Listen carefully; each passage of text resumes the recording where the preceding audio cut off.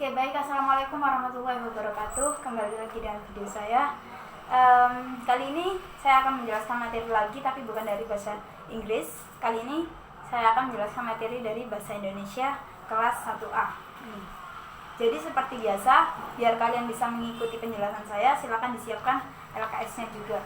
Dan saya harap, karena ini bahasa Indonesia ya, kalian sudah membaca materi ini sebelumnya. Karena yang saya jelaskan itu cuma kayak rangkumannya aja. Kalau misalnya kalian tidak membaca sebelumnya, itu nanti yang kalian dapat dikit. Tapi kalau kalian baca sebelumnya, kalian juga bisa mengikuti penjelasan saya lebih baik lagi. Oke. Bab awal itu adalah tentang laporan hasil observasi. Laporan hasil observasi itu apa sih? Jadi kalau kita lihat di sini, laporan hasil observasi itu terdiri dari 3 kata, laporan hasil observasi. Nah, biar tahu definisinya, kita coba bongkar ya, laporan hasil observasi ini gimana. Dari kata laporan dulu. Kalau kita melaporkan sesuatu, pastinya kita akan memberikan informasi kan, informasi tentang sesuatu. Jadi laporan ini bisa kita artikan sebagai informasi. Jadi kalau ada misalnya teks laporan, berarti itu adalah teks yang berisi tentang informasi. Nah, informasi tentang apa sih? Oke, kita langsung ke kata kedua. Hasil. Hasil itu apa? Hasil itu adalah produk dari suatu proses. Ya kan? Ada proses dulu, baru ada hasil. Berarti hasil ini kita dapat setelah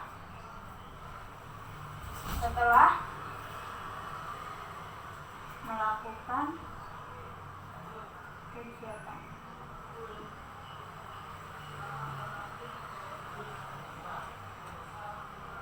Oke. Hasil adalah sesuatu yang kita dapat setelah melakukan kegiatan. Oke. Kata kedua kita sudah dapat definisinya. Sekarang observasi. Observasi itu apa? Observasi adalah kegiatan pengamatan ya. Jadi bedanya sama penelitian, hampir mirip sama penelitian. Jadi observasi itu adalah pengamatan yang dilakukan terhadap sesuatu hal yang subjek tertentu. Pengamatan terhadap subjek tertentu.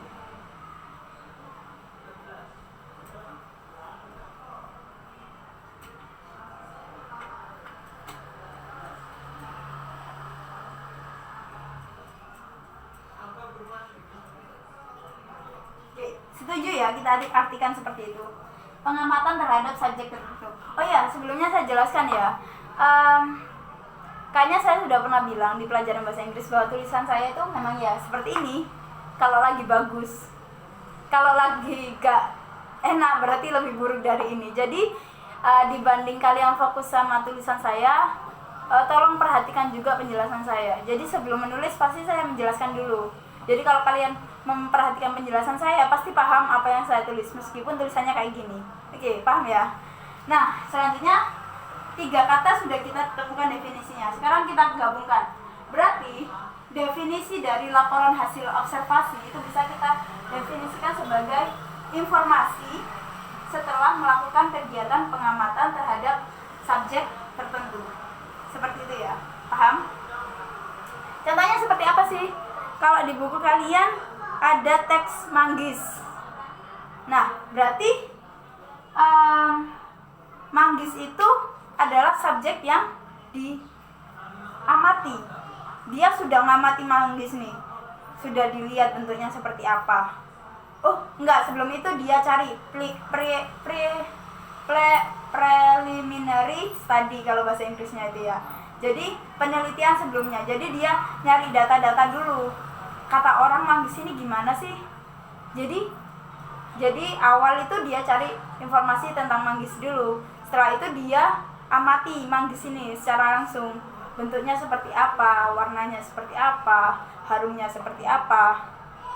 Nah, setelah itu dia cicipi rasanya seperti apa, manfaatnya seperti apa. Nah, setelah dia dapat data-data itu, dia rangkum jadi suatu informasi, teks informasi tertentu, baru itulah jadi laporan hasil observasi.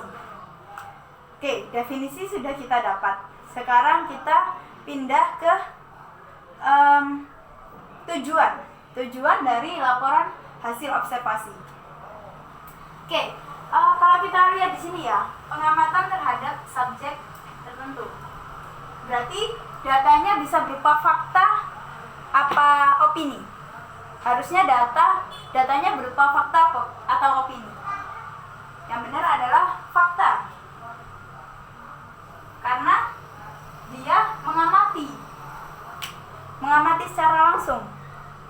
Masa dia gak yakin sama datanya tapi bikin informasi itu. Misalnya dia ngamati manggis nih, terus sudah dapat pengamatannya yang dia tulis seperti ini, bentuknya sepertinya menurut saya bulat ya gitu, misalnya seperti itu. Nah, di sana dia punya kata-kata menurut saya, berarti itu datanya sudah termasuk opini, berarti dia tidak mengandung fakta. Nah, itu tidak boleh di laporan observasi. Jadi laporan observasi itu data yang ditulis itu harus benar-benar fakta, harus benar-benar berdasarkan pengamatan. Jadi manggis itu bentuknya bulat, kalau memang bulat bilang bulat. Jadi bukan berarti bukan lagi ada kalimat menurut saya, atau manggis itu warnanya menurut saya hitam ya gitu, menurut saya hitam, atau menurut saya agak merah. Itu kan masih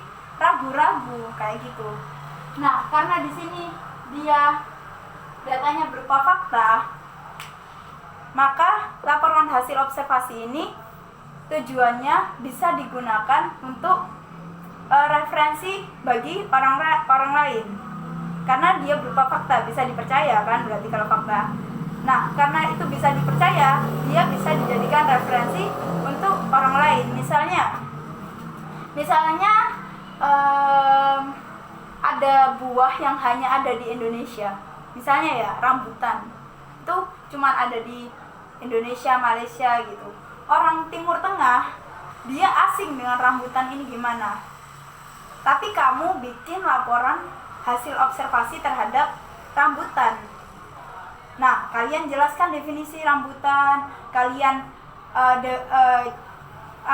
kalian kasih data-data bagaimana rambutan itu bentuknya seperti apa, rasanya seperti apa, itu kamu tulis dengan fakta. Nah, ketika orang Timur Tengah membaca, informasi kalian itu bisa dipercaya. Jadi orang Timur Tengah bisa punya referensi tentang gambaran bagaimana si rambutan itu dari laporan hasil observasi kalian. Jadi tujuannya seperti itu. Itu tujuan pertama. Tujuan kedua itu bisa dijadikan referensi untuk penelitian selanjutnya.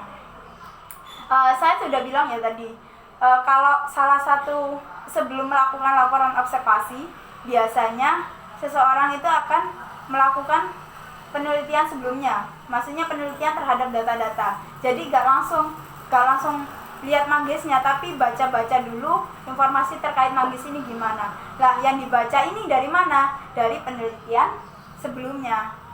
Kalau laporan kalian sudah jadi, laporan kalian ini bisa dijadikan data bagi orang lain yang mau meneliti tentang manggis misalnya. Gitu ya, paham? Jadi tujuan kedua adalah untuk sebagai bahan referensi bagi orang-orang lain yang mau meneliti tentang manggis. Itu tujuan kedua. Selain bahan studi, juga sebagai bahan perbandingan. Bahan perbandingan itu seperti apa? Bahan perbandingan itu seperti gini.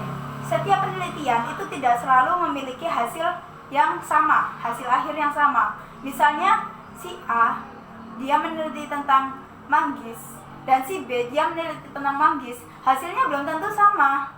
Nah, ini bisa dijadikan bahan perbandingan. Meskipun dua-duanya menunjukkan fakta. Misalnya manggis yang dia teliti itu manggis dari daerah mana, yang ini manggis dari daerah mana, ternyata beda hasilnya. Oh, ini bisa dijadikan perbandingan seperti itu. Itu tadi definisi dan tujuan. Oke, saya rasa itu dulu untuk pertemuan pertama. Untuk pertemuan selanjutnya bagaimana? Karena jujur saya sendiri di bahasa Indonesia itu juga masih baru, saya masih belajar. Jadi saya ingin belajar bersama kalian. Jadi bukan hanya saya yang menjelaskan, saya juga ingin tahu bagaimana cara kalian memahami bahasa Indonesia itu. Jadi silakan kalian untuk tugasnya, silakan kalian buka halaman 9. Halaman 9 itu ada bagian C, menganalisis kebahasaan teks laporan hasil observasi. Itu ada beberapa poin. Ada beberapa poin ya. Nah, poin-poin itu silakan saya bagi nanti per kelompok. Setiap kelompok dapat 1 poin. Dapat 1 poin. Nah, kelompok tersebut harus mendefinisikan maksud dari poin tersebut gimana. Misalnya, poin pertama, penggunaan kalimat definisi. Jadi dalam laporan hasil observasi itu harus menggunakan kalimat definisi, harus ada mengandung kalimat definisi. Misalnya, meneliti tentang manggis. Berarti kalian jelaskan memberikan definisi itu gimana. Jadi contohnya manggis dikasih definisi apa gitu. Jadi ya kayak gitulah. Kalian bisa pahami sendiri, kalian cari contoh-contoh memberikan kalimat definisi itu bagaimana. Begitu juga untuk poin selanjutnya dan seterusnya, seperti itu. Nanti kelompoknya saya bagi, saya umumkan setelah ini, dikumpulkan minggu depan. Jadi minggu depan presentasi semua kelompok presentasi untuk hasilnya ya, presentasi hasilnya. Jadi gini cara presentasinya. Kalian oke, saya jelaskan lebih lanjut di video selanjutnya aja ya, biar ini nggak terlalu panjang. Saya jelaskan secara teks aja nanti di WA. Sampai sini dulu pelajarannya. Terima kasih, semoga yang kita pelajari bermanfaat, semoga mudah dipahami, semoga kita bisa menjadi orang yang bermanfaat juga dari apa yang kita pelajari. Oke, terima kasih. Wassalamualaikum warahmatullahi wabarakatuh.